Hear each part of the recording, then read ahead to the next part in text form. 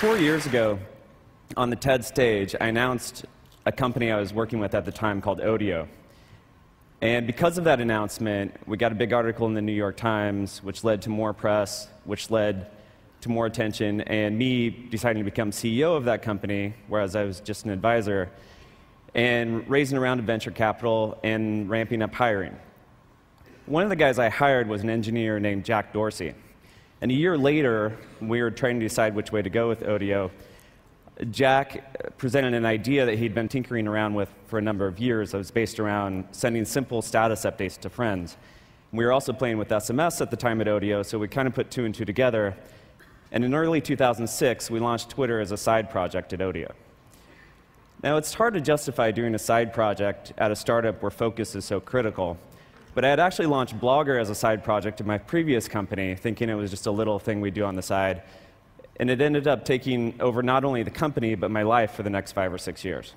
So I learned to kind of follow hunches, even though you can't necessarily justify them or know where they're going to go. And that's kind of what's happened with Twitter time after time. So for those of you unfamiliar, Twitter is based around a very simple, seemingly trivial concept. You say what you're doing in 140 characters or less, and people who are interested in you get those updates. If they're really interested, they get the update as a text message on their cell phone. So for instance, I made Twitter right now that I'm giving a talk at TED. And in my case, when I hit send, up to 60,000 people will receive that message in a matter of seconds. Now, the fundamental idea is that Twitter lets people share moments of their lives whenever they want, be they momentous occasions or mundane ones. It is by sharing these moments as they're happening that lets people feel more connected and in touch, despite distance and in real time. This is the primary use we saw of Twitter from the beginning, and what got us excited. What we didn't anticipate was the many, many other uses that would evolve from this very simple system. One of the things we realized was how important Twitter could be during real-time events. When the wildfires broke out in San Diego in October 2007, people turned to Twitter to report what was happening and to find information from neighbors about what was happening around them. But it wasn't just individuals. The LA Times actually turned to Twitter to dispense information as well and put a Twitter feed on their front page. And the LA Fire Department and Red Cross used it to dispense news and updates as well. At this event, dozens of people here are twittering, and thousands of people around the world are following along because they want to know what it feels like to be here and what's happening. Among the other interesting things that have cropped up is many things from businesses, from marketing and communications and predictable things to an insanely popular Korean barbecue taco truck that drives around LA and twitters where it stops, causing a line to form around the block. Politicians have recently begun Twittering. In fact, there's 47 members of Congress who currently have Twitter accounts, and they're tweeting, in some cases, from behind closed-door sessions with the president. In this case, this guy's not liking what he's hearing. The president himself is our most popular Twitter user, although his tweets have dropped off as of lately, while Senator McCain's have picked up, as of this guy's. Twitter was originally designed as pretty much a broadcast medium. You send one message, and it goes out to everybody, and you receive the messages you're interested in. One of the many ways that users shaped the evolution of Twitter was by inventing a way to reply to a specific person or a specific message. So this syntax, the @username that Shaquille O'Neal is using here to reply to one of his fans, was completely invented by users. And we didn't build it into the system until it already became popular, and then we made it easier. This is one of the many ways that users have shaped the system. The other is via the API. We built an application programming interface, which basically means programmers can write software that interacts with Twitter. We currently know about over 2,000 pieces of software that can send Twitter updates and interfaces from Mac, Windows, your iPhone, your BlackBerry, as well as things like a device that lets an unborn baby Twitter when it kicks, or a plant Twitter when it needs watered. Probably the most important third-party development came from a little company in Virginia called Surmise.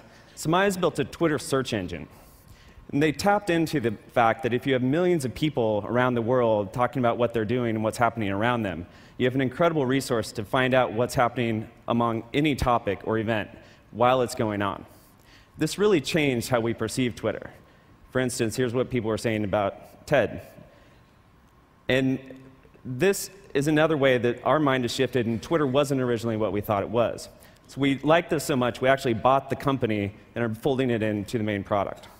And this is not only lets you view Twitters in different ways, but it introduces new use cases as well. One of my favorite is what happened a few months ago when there was a gas shortage in Atlanta.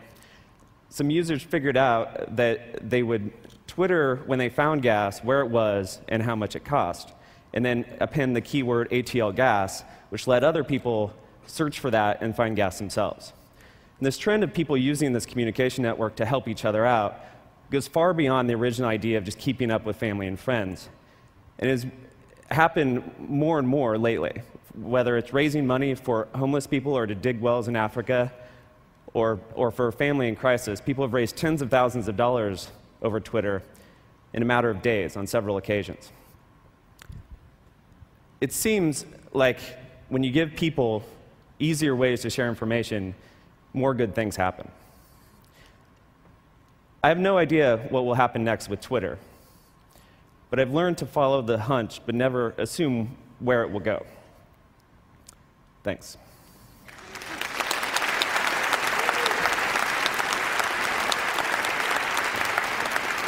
We're not quite done yet. So look, if we could have this screen live. This is actually the most terrifying thing that any speaker can do after they've been to an event. It's totally intimidating. So this would be the Twitter search screen. So we're going to just type a couple of random words into Twitter. For example, Evan Williams. Evan Williams, give people more good ways to share information and follow your hunch at TED. Currently listening to Evan Williams. Currently listening to Evan Williams. Oh, Evan Williams is just dying on stage here at TED. Worst talk ever. Nice, thanks. Just kidding. So, it's like. But literally, in the 8 minutes he was talking, there's about 50 tweets already came on the talk, and so he'll see every aspect of it, of the reaction, the fact that Barack Obama is the biggest Twitterer, the fact that it came out of TED. I don't think there's any other way of getting instant feedback that way. So you have built something very fascinating, and it looks like its best times are still ahead of it. So thank you very much, Evan. Thank you. It was really interesting.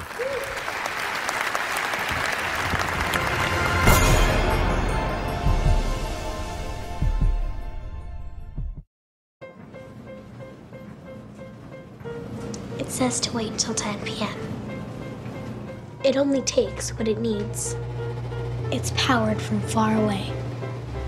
It talks with the others. With the smart grid, energy is more intelligent than ever. Now we can manage electricity more efficiently, save money by using energy at off-peak hours, and even distribute alternative energy from one part of the country to another, simply by listening to what the smart grid has to say. It says it's sunny in Arizona. The smart grid, it's all around us.